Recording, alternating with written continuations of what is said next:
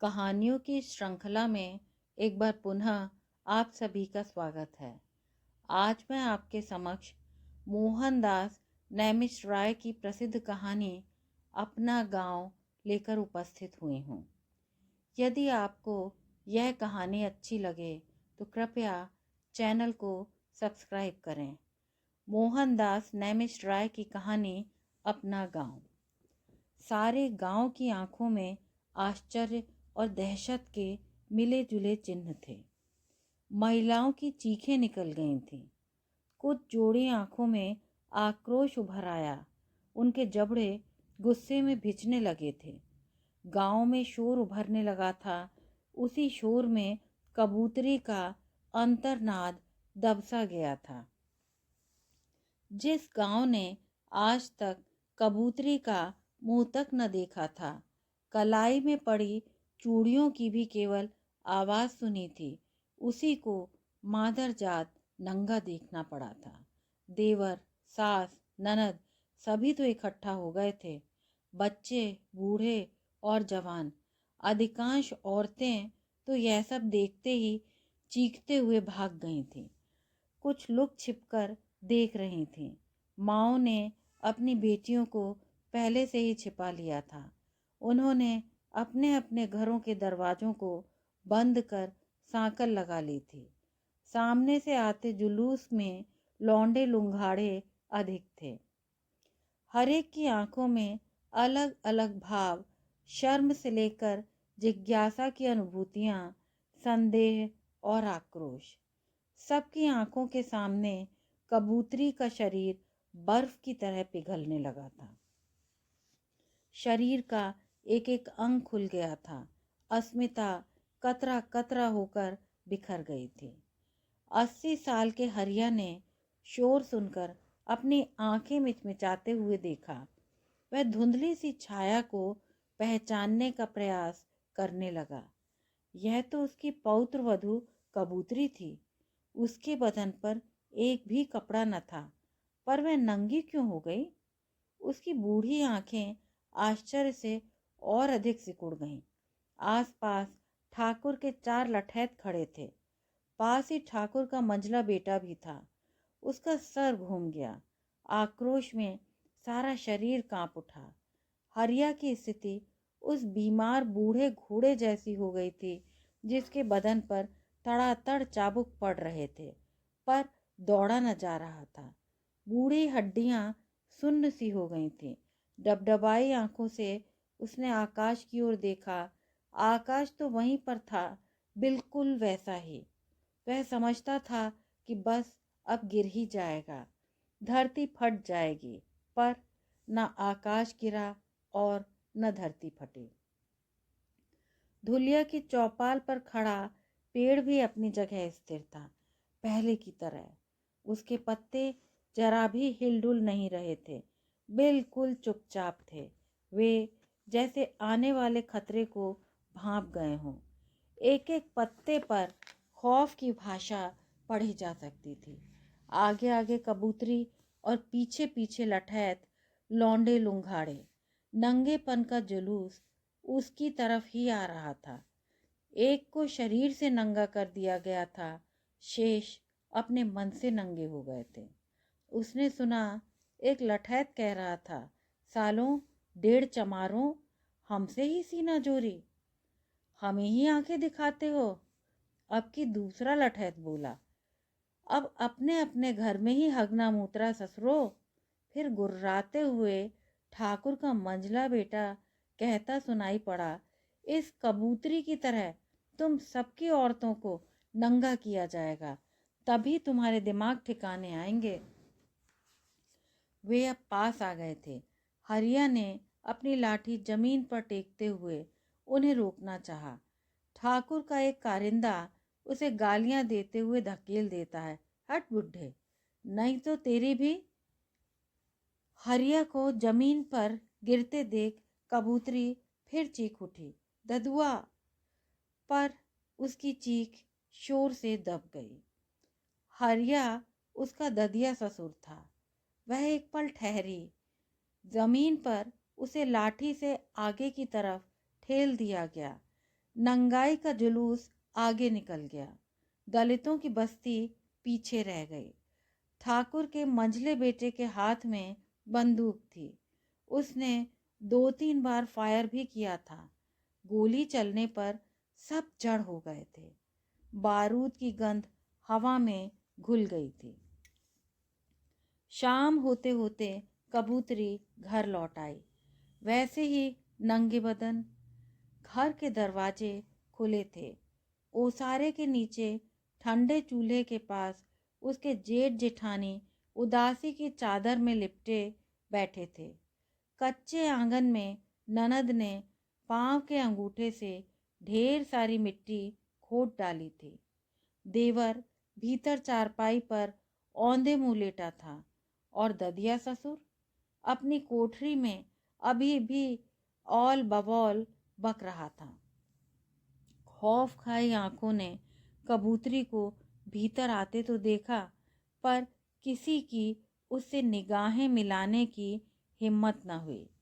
सबकी आंखें शर्म में डूबी हुई थीं।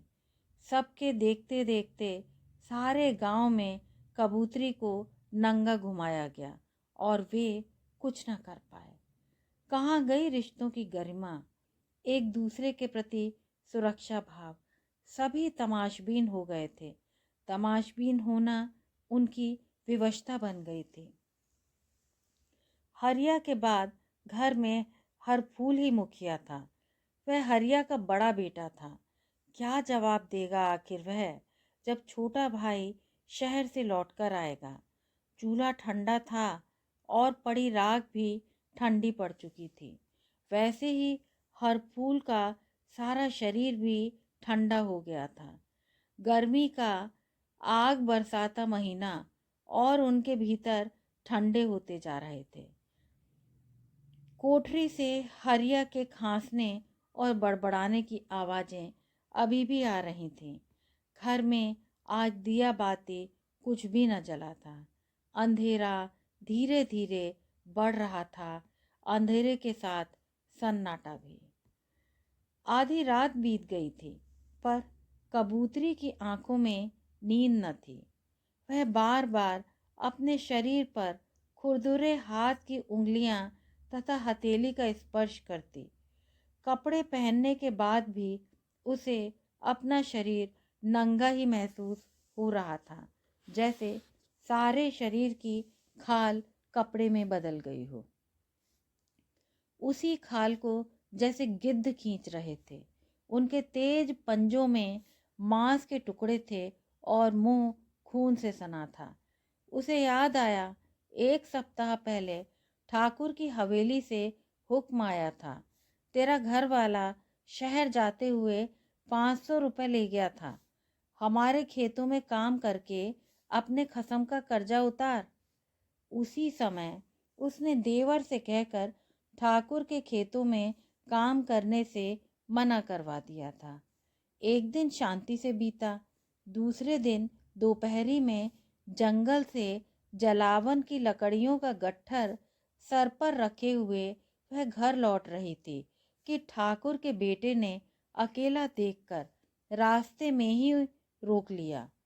वह घोड़े पर सवार था और ये वह पैदल थी, सर पर बोझ अलग। घोड़े को नजदीक लाते सुल्तान सिंह बोला था, देख रही कबूतरी, या तो सीधी हमारे खेतों में काम करने आ जा, वरना हम चमारों से जबरदस्ती भी काम लेना जानते हैं। फिर तेरा घरवाला तो हमसे कर्ज ले गया है, उसका मूल न सही ब्याज तो तू चुका ही सकती है। ठाकुर का बेटा उससे क्या चाहता था वह अच्छी तरह से जान समझ चुकी थी। इससे पहले कि सुल्तान सिंह कुछ और कहे, वह गांव की ओर लौट पड़ी थी। उसकी टांगों में गजब की ताकत आ गई थी। वह हिरणी की तरह दौड़ने लगी थी। सारा शरीर पसीने से लथपथ हो गया था। घर आकर सर का बोझ कच्चे आंगन में फेंक कर कोठरी में नंगी खाट पर अपने पसीने से भीगे शरीर को पटक सा दिया था। पर उसके भीतर की आवाज को कौन सुनता। चीत्कार उठी थी वह, आंखों में आंसू भर आए थे। मन किया खूब रोए, पर यहाँ किसे सुनाए। उसका घरवाला तो 20 दिन पहले से ही नौकरी की तलाश में शहर गया हुआ था। जंगल से लकड़ियां चुनने के लिए घर से निकलते हुए उसके मन में संशय के बादल मंडराने लगे थे। जंगल पहुंचते पहुंचते हवा अच्छी खासी गर्म हो गई थी। जंगल भी कुछ खास न था, 20-30 पेड़ ही बचे थे। तभी एक आवाज आई, किसकी बहू है रे तू? उसके स्वर में अधिकार जैसा भाव था। कबूतरी चुप, क्या जवाब दे। कुछ पल चुप्पी के बाद उसने फिर पूछा, बतलाती क्यों नहीं, क्या नाम है तेरे घर वाले का? संपत, बड़ी मुश्किल से कह पाई थी वह। सामने खड़ी औरत ने दोहराया, संपत, चमारों की बस्ती से आई है तू? अगला सवाल था। उत्तर में केवल हाँ कह पाई कबूतरी। अच्छा, वही जो चमारों में 10 किताब पास है? उसका स्वर उभरा था। हाँ, कबूतरी ने खुशी खुशी हामी भर दी थी। जो बड़े ठाकुर से 500 रुपए लेकर शहर गया है, उसकी घरवाली है तू? उसने फिर सवाल किया। कबूतरी के सीने पर पत्थर सा लगा। आहत से स्वर में उसने हाँ कह दिया। कुछ देर दोनों के बीच चुप्पी रही। इस बीच कबूतरी लकड़ी के छोटे बड़े टुकड़े चुनती रही। तुझे पता है? उसका स्वर पुनः उभरा था। ठाकुर अपना कर्ज कैसे वसूलता है? उसकी पहेली जैसी बात सुनकर वह पूछ बैठी, कैसे वसूलता है ठाकुर अपना कर्ज? उस औरत ने हल्के से मुस्कुराते हुए कहा था, ठाकुर मूल तो मूल, ब्याज भी नहीं छोड़ता। एक एक पाई की कीमत चुकानी पड़ती है आसामी को और उसकी नई घरवाली को सबसे पहले। क्या? कबूतरी के मुंह से अचानक निकल गया। हाँ, तू अभी नासमझ है। क्या तुझे ठाकुर ने अपने घर पर काम करने नहीं बुलाया अभी तक? पर इस बार स्वर में अधिकार न था। धीरे से पूछा था उसने। भेजा था एक कारिंदा ठाकुर ने। कबूतरी को अंततः कहना ही पड़ा था। तू गई? उसका अगला सवाल था। ना, कबूतरी बोली थी। दोनों जैसे एक दूसरे के और करीब आ गई थी। अब वे परस्पर खुलने लगी थीं। वार्तालाप में ठंडापन न था। वही औरत फिर बोली, आखिर कब तक नाय करेगी? पानी में रहकर मगरमच्छ से कब तक बैर? मैं भी बहुत दिनों तक नाय करती रही थी, पर क्या? कबूतरी की उत्सुकता बढ़ने लगी थी। पर एक दिन हाँ कहनी ही पड़ी, जैसे उसके बहुत भीतर से स्वर उभरा हो। तब से मैं बड़े ठाकुर की आधी घरवाली हूँ। आधी घरवाली? आश्चर्य में कबूतरी का मुंह खुला का खुला रह गया। आंखों में सवाल दर सवाल तैर उठे थे। हाँ, आधी घरवाली। उसकी आवाज भारी होने लगी थी। मेरे घरवाले ने 5 साल पहले ठाकुर साहब से कर्ज लेकर भैंस खरीदी थी, पर ऊपर वाले को कुछ और ही मंजूर था। भैंस 1 महीने में ही मर गई। सुना यह भी गया था कि ठाकुर ने गोली देकर मरवाया था। क्या? कबूतरी का मुंह आश्चर्य से खुला रह गया। हाँ बहना, 4-5 रोज बाद ही ठाकुर का कारिंदा करज उगाही करने आदम का था। अब करज भला कहाँ से देते? फिर ठाकुर ने हम दोनों को काम पर लगा दिया, मुझे अपने घर में और मेरे मर्द को खेतों पर। भला कब तक बचती? तो ठाकुर ने तेरे साथ? कबूतरी ने पहली बार उससे सवाल किया था। हाँ, जवाब देकर कुछ पल ठहर कर उसने पूछा, पर तेरे घरवाले की शहर में नौकरी नहीं लगी अभी तक? 20 दिन हो गए, कोई खत भी नहीं आया। पता नहीं क्या हुआ। चिंता में डूबी सी कबूतरी बोली। जंगल से फिर 2 मील घर लौटना था। वह कच्चे रास्ते पर उतर आई थी। तभी पीछे से कोई साइकिल वाला टुन टुन घंटी बजाता तो वह किनारे हो जाती।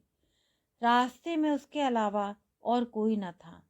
तभी पीछे से कुछ मिली जुली आवाजें आई। ओ जाने वाली, रुक जा। उसने पीछे मुड़कर देखा। सामने से ठाकुर का मंझला बेटा और उसके 4 कारिंदे आ रहे थे। वह हक्का बक्का रह गई। अब तक वे पास आ गए थे। तूने भारे खेतों में काम करने को क्यों मना किया? ठाकुर का मंझला गरजा था। उसके कंधे पर बंदूक थी।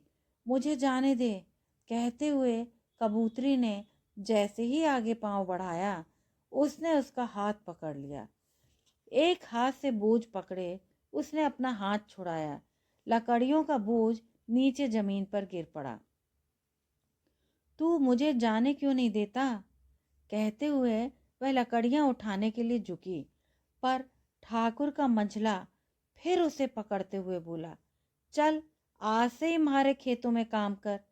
तुझे अपने खसम का कर्ज नहीं चुकाना क्या? मैंने किसी से कोई कर्ज वर्ज नहीं लिया। जिसने लिया है वही देगा भी।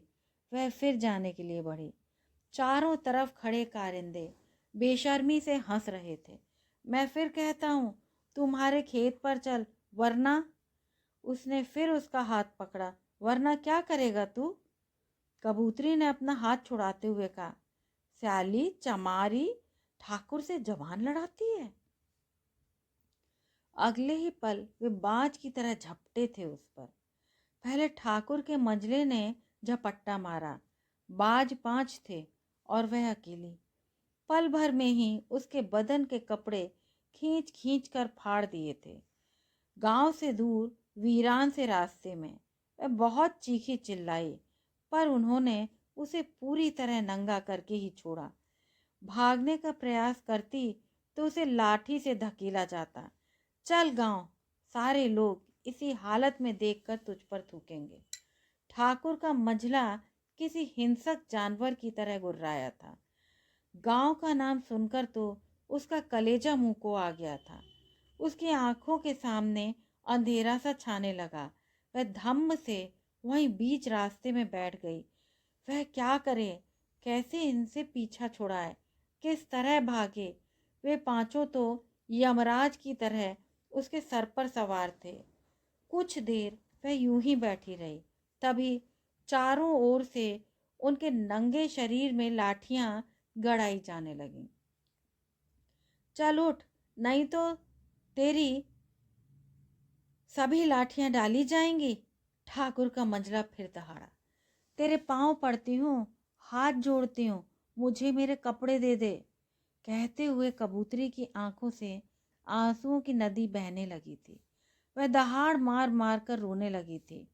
सारा मुंह आंसुओं से भीग गया, पर उनके मन वैसे ही पत्थर जैसे थे, वे न पसीजे। ठाकुर के कारिंदों ने उसके शरीर में हो हो करते हुए लाठियां गड़ानी शुरू कर दी। अंततः उसे उठकर गांव की ओर नंगे बदन चलना ही पड़ा। पहले जोहड़ आया, फिर बिटोहे, फिर गांव। सारे गांव में वह नंगी हालत में घुमाई गई थी।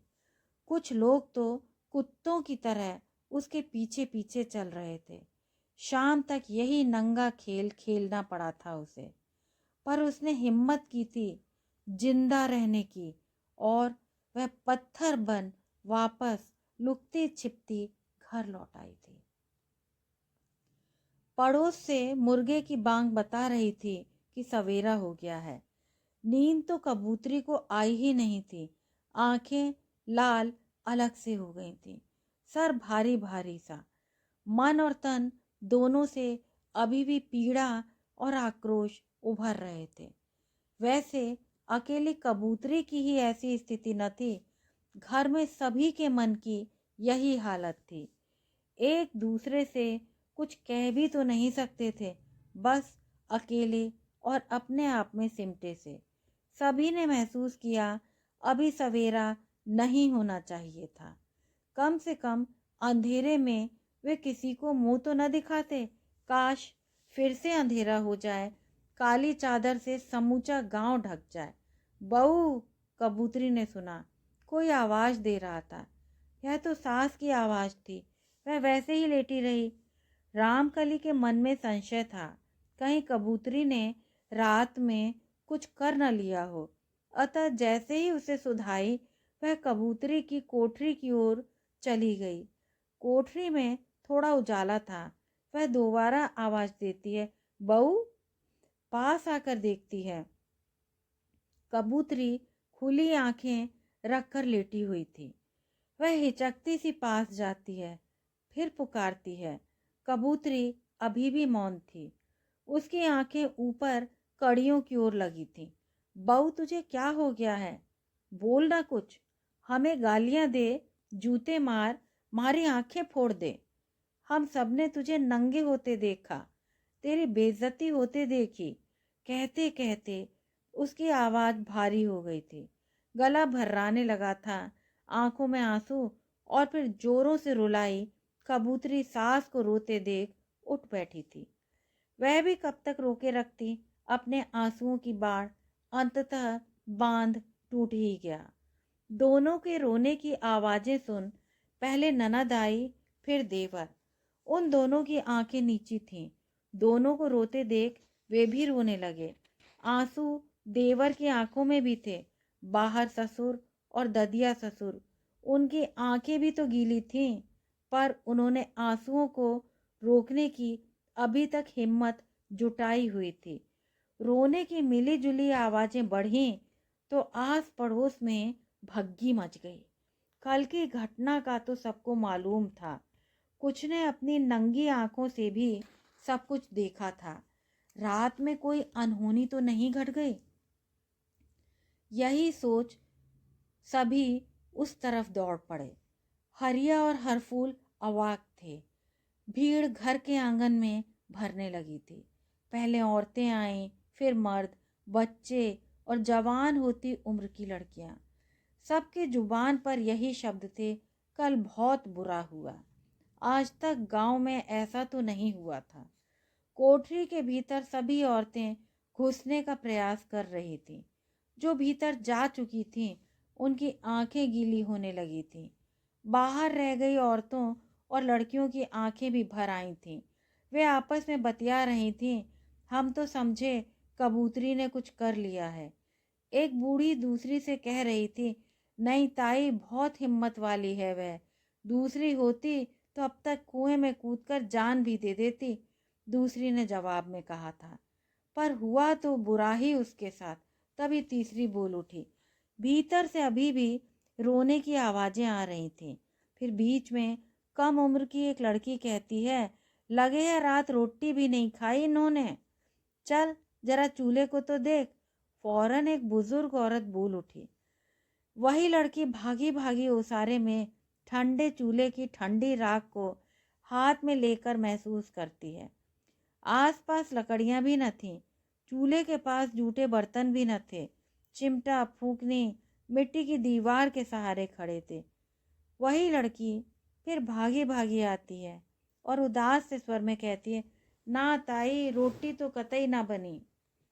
ताई को जैसे अफसोस हुआ था, रोटी क्या खाई होगी।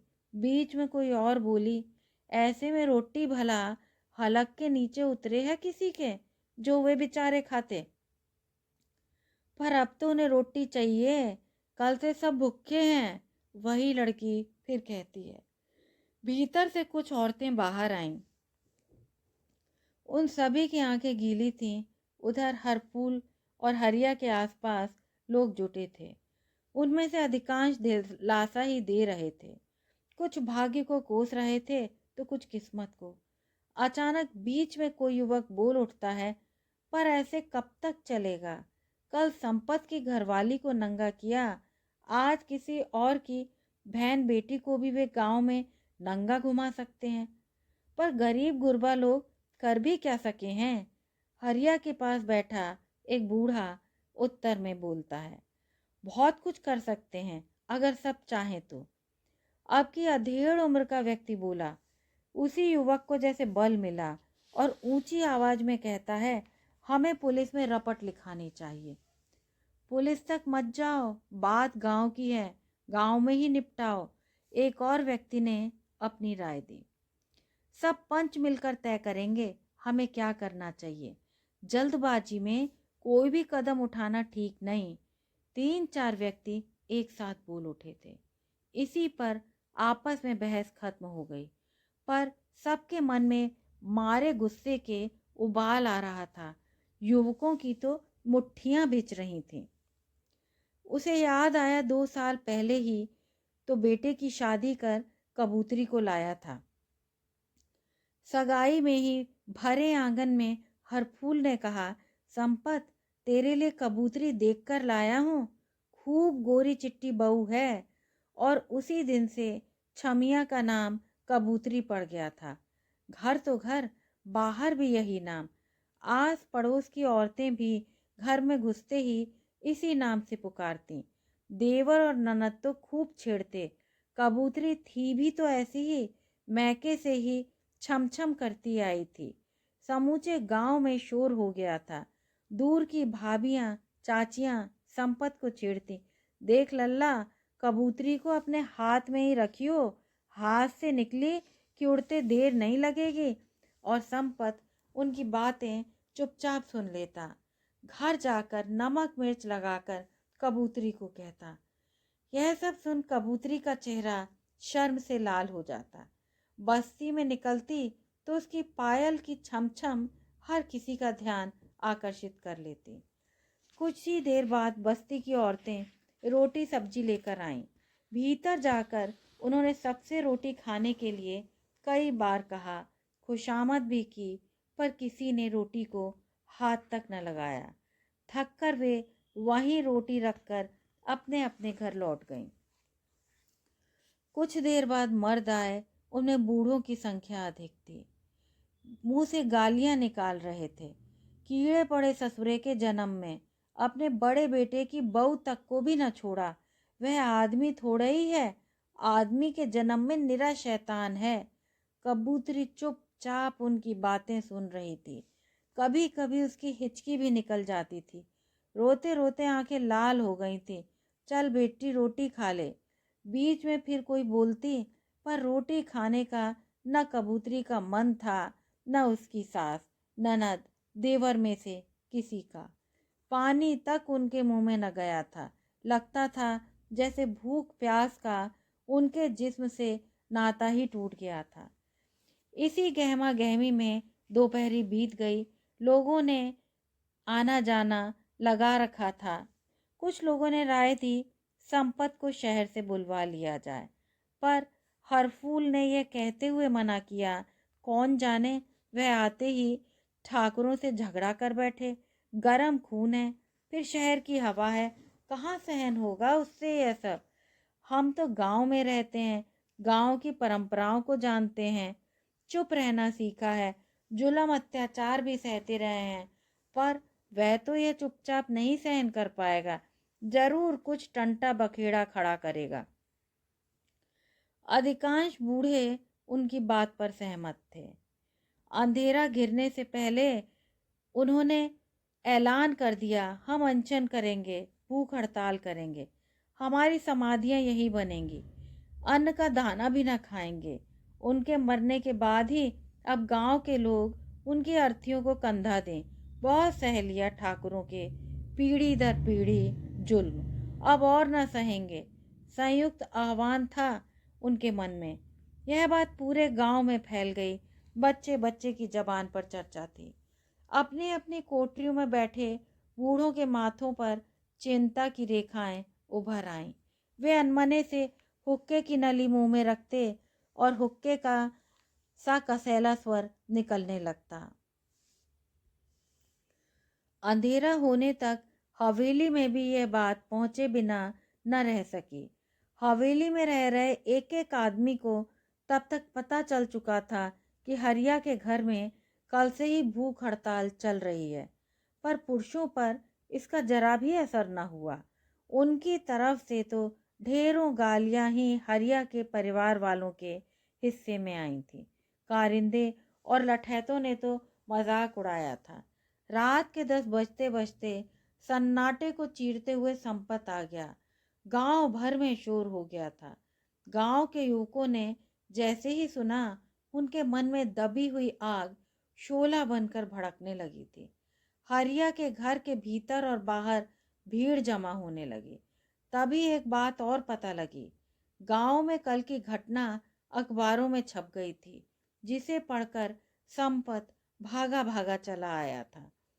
सभी उस अखबार को देखने को लालायित थे, पर अखबार संपत के पास था और संपत को उसके परिवार वालों ने घेर रखा था। एक तरफ घरवाली तथा दूसरी ओर माँ, सामने मंगली तथा सुरेश खड़े रो रहे थे। हरफूल की भी आंखें गीली थीं, वे भीतर से रो रही थीं। धीरे धीरे भीड़ भीतर आने लगी। पड़ोस से कोई एक लालटेन और ले आया था। हरिया अपनी बूढ़ी आंखों से बस संपत को ही देखे जा रहा था। उनमें से अधिकांश समझा रहे थे। संपत को पता चल गया था कि घर में कल से ही किसी ने रोटी का एक टुकड़ा तक न तोड़ा था। सबकी थालियों में अलग अलग रखी रोटियां सूख गई थी। फिर उठा था संपत, अरे तुम मर जाओगे तो कौन सा ठाकुर को कुछ फर्क पड़ जाएगा? उसके घर के बर्तनों में कमी तो नहीं आ जाएगी। हवेली की एक ईंट पर भी कुछ असर नहीं होगा। बीच में किसी ने उफ तक न की। सब समझते थे संपत का बोलना वाजिब था। और सच बात तो यह है कि तुम सब तो पहले से ही मरे हुए हो। मुर्दे न होते तो मेरी बीवी को नंगे होते हुए देखते रहते।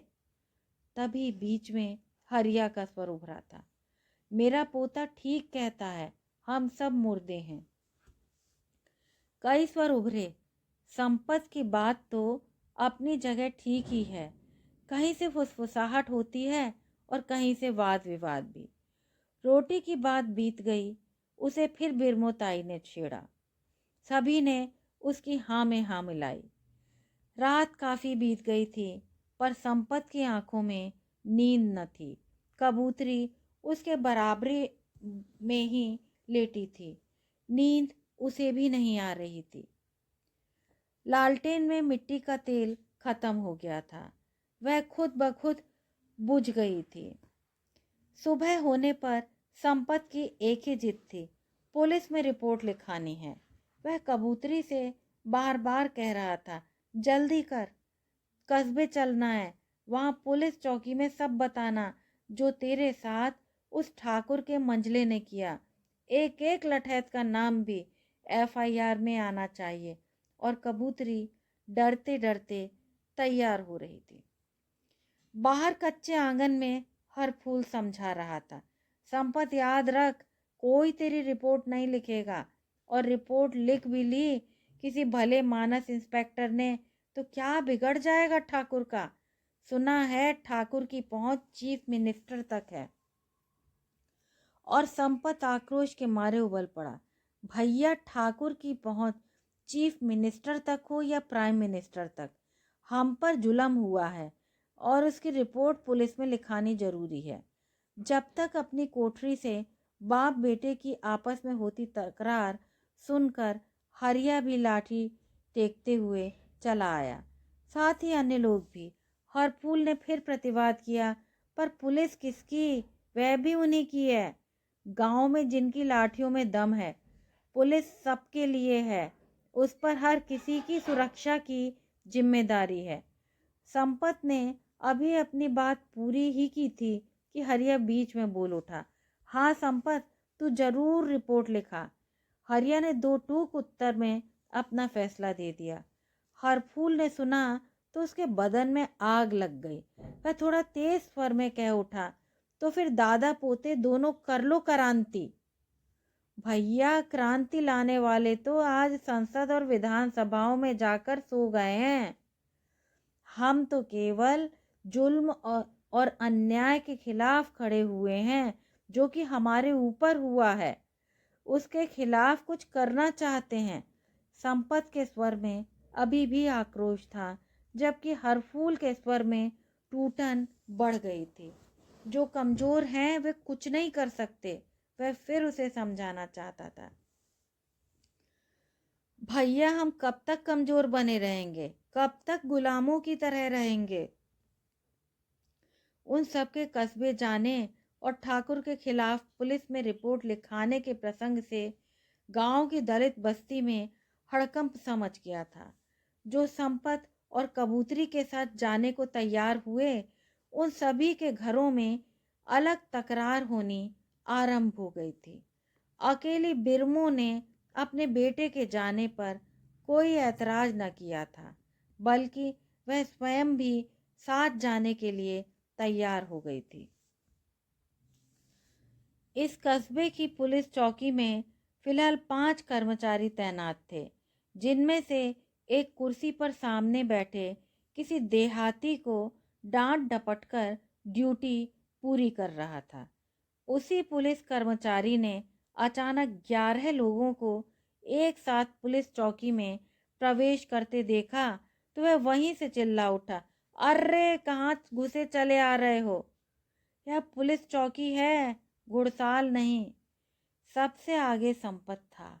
वही उसका उत्तर देता है, हम घुड़साल नहीं, पुलिस चौकी समझकर ही आए हैं।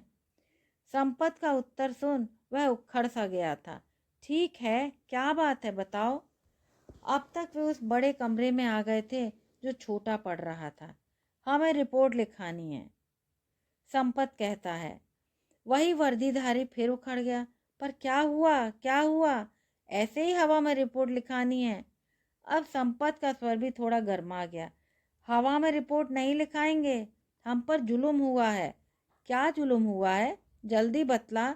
वही कर्मचारी रूखे स्वर में बोला। तब तक तीनों वर्दीधारी भी हटो हटो कहते हुए कमरे में आ गए। इंस्पेक्टर को आया देख दीवान उठ खड़ा होता है। अब उसी कुर्सी पर इंस्पेक्टर बैठते हुए सवाल ठोक देता है, क्या बात है? इंस्पेक्टर साहब, हम लैना गांव से आए हैं। तो इंस्पेक्टर हल्के से कहता है, यह मेरी पत्नी है। कबूतरी की ओर संकेत कर संपत कहता है, तू जल्दी बतला, यहाँ क्यों आया है अपना पूरा टाबरा लेकर? इंस्पेक्टर भी उखड़ने लगा था। लहना गांव के ठाकुर के मंझले लड़के ने मेरी बीवी को सारे गांव में नंगा किया। अंततः संपत कह ही डालता है। लहना गांव के ठाकुर का नाम सुनकर इंस्पेक्टर की आंखें चमक सी उठती हैं। उसके मुंह से अचानक निकल पड़ता है, कौन जात हो? चमार हैं। फिर हम क्या करें? उपहास के स्वर में इंस्पेक्टर कहता है। हमारी रिपोर्ट लिख लीजिए, संपत पुनः कहता है। कुछ देर कमरे में चुप्पी रहती है। अचानक इंस्पेक्टर का स्वर गरमाने लगता है। जाओ, जैसे गांव से आए हो वैसे ही लौट जाओ। यहाँ किसी की रिपोर्ट नहीं लिखी जाएगी। संपत तथा अन्य को इंस्पेक्टर से ऐसे उत्तर की उम्मीद कतई न थी। फिर भी अपने स्वर को संयमित करते हुए उसने कहा, इंस्पेक्टर साहब, हम पर ठाकुरों के मंझले ने जुल्म किया है, हमारी रिपोर्ट तो लिख लीजिए। इसी बीच बिरमो का बेटा भी बोल पड़ता है, इंस्पेक्टर साहब, रिपोर्ट तो आपको लिखनी ही पड़ेगी। उसकी बात सुनकर इंस्पेक्टर भभक उठता है, अबे तू कौन है? बीच में से बिरमो आगे आकर बेबाकी से कहती है, म्हारा बेटा है। इंस्पेक्टर की त्योरी और भी चढ़ जाती है। और तू किस खेत की मूली है? हम लैना गांव के हैं। इंस्पेक्टर ने उन सब की ओर देखा। अंत में कबूतरी पर उसकी निगाहें आकर थम जाती है। तू इसकी बीवी है ना? संपत की ओर संकेत कर इंस्पेक्टर ने पूछा। हाँ। तुझे ठाकुर के मंझले ने नंगा किया, अब और नंगा होना चाहती है क्या? इंस्पेक्टर रुआब से उसकी आंखों में आंखें डालकर कहता है, इंस्पेक्टर साहब, आप ये कैसी बातें कर रहे हैं? संपत को बीच में बोलना पड़ा था। इंस्पेक्टर साहब, हमारे बेटे की घरवाली को गांव भर में नंगा किया गया और आप? इस बार हरफूल भी बोल उठा। उससे सहन नहीं हो पा रही थी इंस्पेक्टर की ऊट पटांग बातें। अच्छा, तो तुझे भी बोलना आता है? दीवान जी, इन सालों को बाहर निकाल दो। इंस्पेक्टर साहब, आपका यह व्यवहार ठीक नहीं है। संपत भभक उठा। तू कौन होता है बे, हमें व्यवहार सिखाने वाला? इंस्पेक्टर साहब, आपको अपनी ड्यूटी निभानी चाहिए। बिरमो का बेटा भी आगे आकर भभका। इंस्पेक्टर साहब, जी चाहे तो हमें बंद करो या हमारी रिपोर्ट लिखो। बिरमो भी अब कब पीछे रहने वाली थी। अब तक इंस्पेक्टर भीतर से पूरी तरह से खोल चुका था। दीवान जी, लाना जरा मेरा डंडा। इन साले चमारों के होश ठिकाने लगाने ही होंगे, कहते हुए वह उन पर पिल पड़ता है। पहले लात, फिर घूंसे, शेष तीनों भी डंडे उठाकर उन्हें मारने दौड़ते हैं। अब तक पांचवें वर्दीधारी की भी हल्ले से नींद उचट गई थी। उसने चौकी के भीतर मारामारी देखी तो बंदर की तरह उछलकर उनके बीच जा पहुंचा। पुलिस चौकी में अजीब हाय हुल्ला था। पुलिस चौकी में 11 के 11 को चोटें आईं, उनके कपड़े फट गए। बिरमों के साथ कबूतरी तथा रामकली को भी नहीं छोड़ा। उनको तो बाल खींच खींच कर बेदर्दी से मारा पीटा गया था। सबसे अधिक चोटें संपत, हरफूल और बिरमों के बेटे को आई थीं। उन सभी को चौकी के पिछवाड़े में, जहां दीवान जी की भैंस बंधती थी, बंद कर दिया गया। वहां गोबर तथा पेशाब की दुर्गंध भरी थी। वे सब बाड़े के भीतर थे और बाहर इंस्पेक्टर गुस्से में बड़बड़ा रहा था, स्यालों चमारों, अब तुम्हें भी जबान लड़ाना आ गया। एक एक की गांड में मैंने डंडा न करवा दिया तो मेरा नाम एसपी त्यागी नहीं। दोपहर ढल गई। गांव से गए लोग अभी तक न लौटे थे और उनका कुछ ब्यौरा भी न मिला था। पूरी बस्ती में चिंता थी। 11 लोगों के कस्बे से वापस न लौटने की कश्मकश से जूझते गांव के लोगों ने वह रात जागकर ही काटी थी। हरिया के घर ठंडे और उदास चूल्हे के साथ साथ 8-10 घरों में भी आज रात चूल्हे न जले थे। बस्ती में मातम सा छा गया था। अजीब सी वीरानी में एक एक घर डूब गया था। सुबह के 9 बजे होंगे, 11 लोग सामने से आते दिखाई दिए। हरिया अपनी कोठरी में अकेला था। संपत के साथ वह सभी को एक एक कर देखता है। संपत और हरफूल के हाथ और कमर में चोटें आईं, पर वे हरिया को बतलाना नहीं चाहते थे। बताने से भी क्या, बूढ़ा जिसमें कितना तो टूट चुका है। पुलिस चौकी में हुई घटना को सुनकर और दुखी होगा, पर हरिया के मन में जो सवाल उपज रहे थे उनका जवाब भी तो देना पड़ेगा। मुझे मालूम है तुम्हारी रिपोर्ट पुलिस चौकी में नहीं लिखी गई। हरिया की बात सुन संपत को आश्चर्य हुआ। उसने पूछा, पर तुम्हें कैसे मालूम दद्दा? 80 साल का हो गया हूँ मैं संपत, मुझे पता है। पर दद्दा, तुमने ही तो कहा था जाने को। सवाल था उसके स्वर में। कहा था इसलिए कि हमें कोशिश करनी चाहिए। कोशिश करना हमारा काम है। संपत सोच रहा था कितनी बड़ी बात कह दी थी दद्दा ने। हरिया निपट गंवार, अनपढ़, पर 80 साल का तजुर्बा उसके भीतर से बोल रहा था। कल कस्बे की पुलिस चौकी में उनके साथ घटना से लहना गांव की दलित बस्ती के लोगों की हिम्मत कम नहीं हुई, बल्कि बढ़ी थी। उनमें ठाकुर और पुलिस के खिलाफ आक्रोश और भी बढ़ गया। बाहर कस्बे में मालूम हो गया था कि पुलिस चौकी में ठाकुर के खिलाफ रिपोर्ट लिखाने आए 11 दलितों की जमकर पिटाई हुई और वे वहीं बंद भी हैं। कस्बे में दलितों की अच्छी खासी जनसंख्या थी। पढ़े लिखे कम थे, कुछ नौकरी पेशा थे। 10-20 लोगों ने तुरता फुर्ती में पुलिस चौकी से 11 लोगों को छुड़ाने के लिए लखनऊ से दिल्ली तक फोन खड़खड़ा दिए। विपक्षी पार्टी का मौर्य भी तो कस्बे में ही रहता था। शाम होते होते उनकी जमानत हो गई थी। रात में वे कस्बे में ही रहे। डॉक्टरी भी हुई थी एक एक की। पुलिस इंस्पेक्टर को मुअत्तिल करने की भी मांग की गई।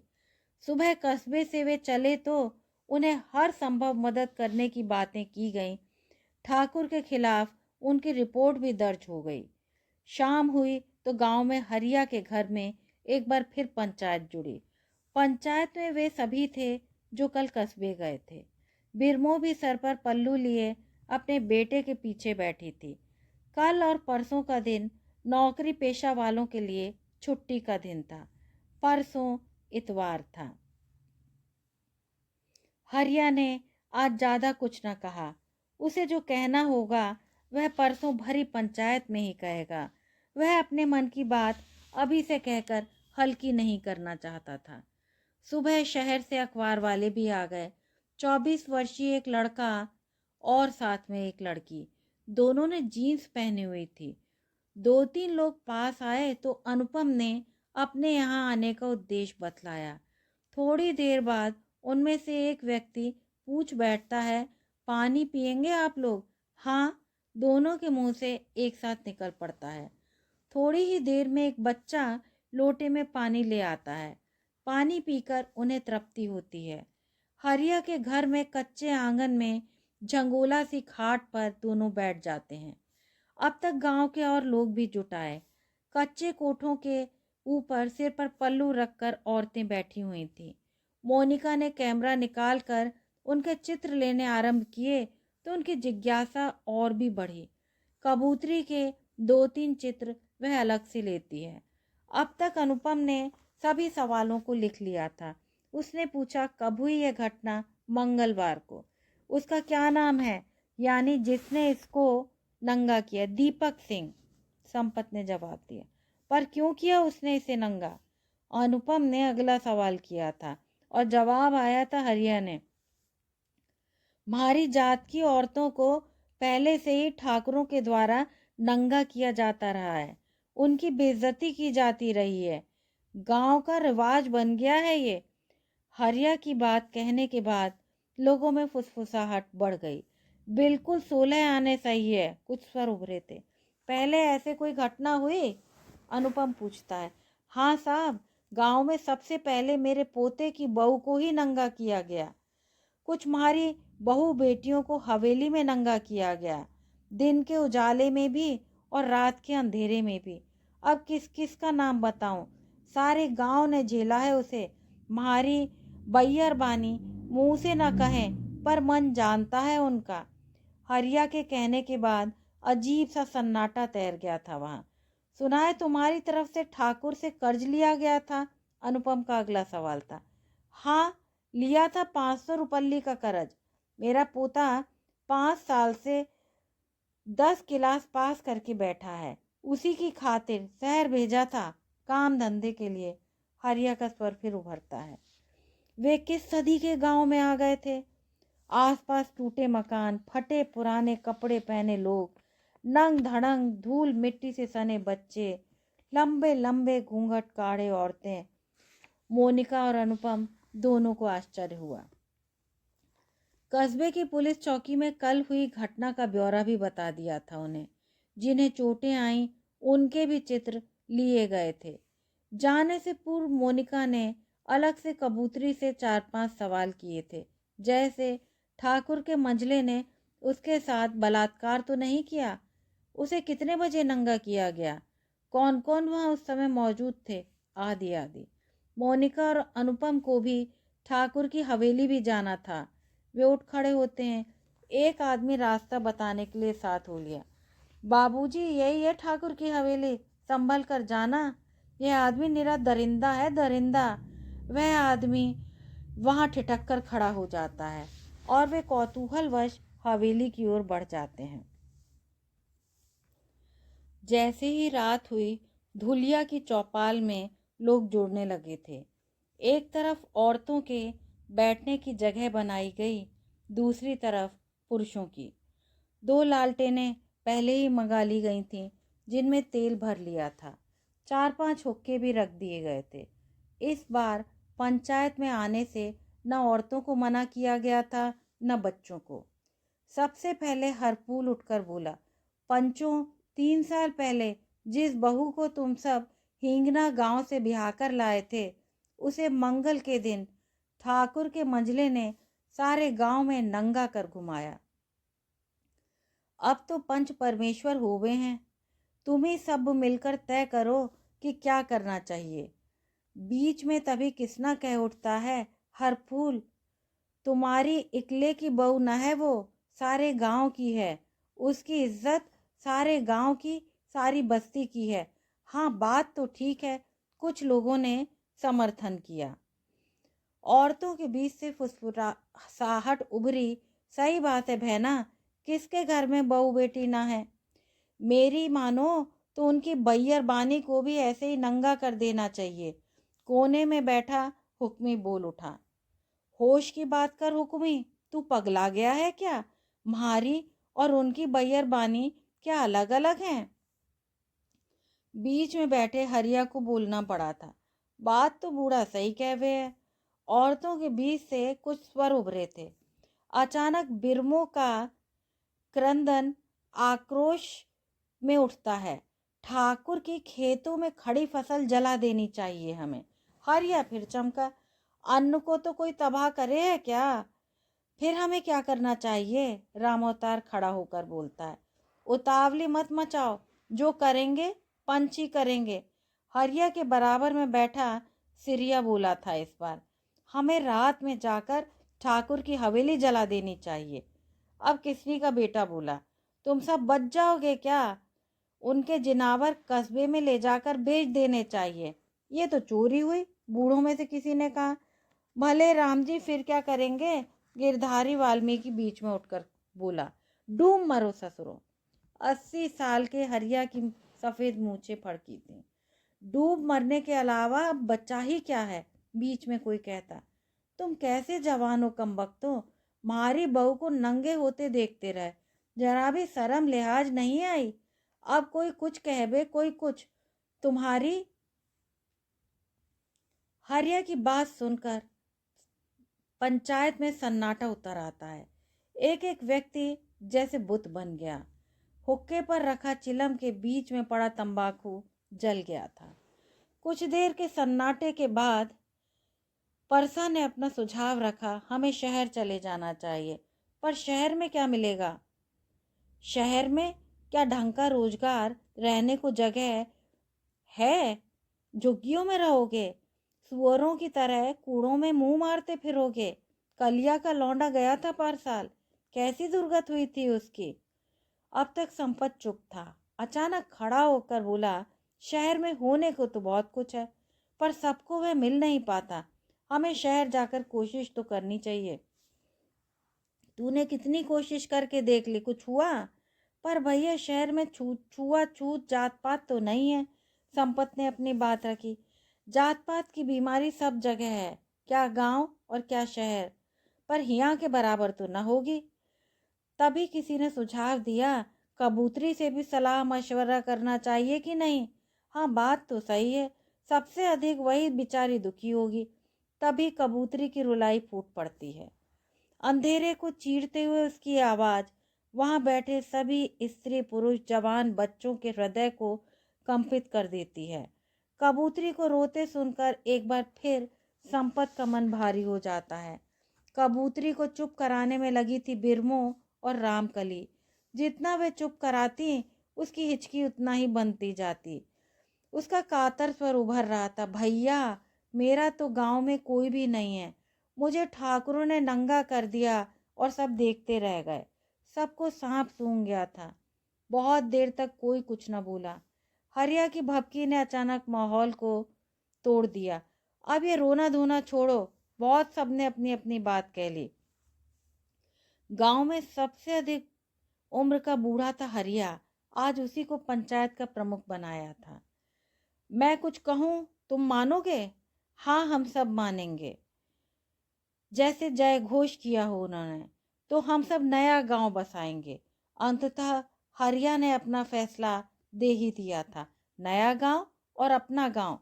गांव के लोग लुगाई हक्के बक्के दोहराते हैं। सचमुच लहना गांव के दलितों को गुलामी का एहसास हो गया था। जब आप मेरे साथ कहानी सुनते सुनते यहाँ तक आ ही गए हैं, तो कृपया मेरे चैनल को लाइक, शेयर और सब्सक्राइब करें। धन्यवाद।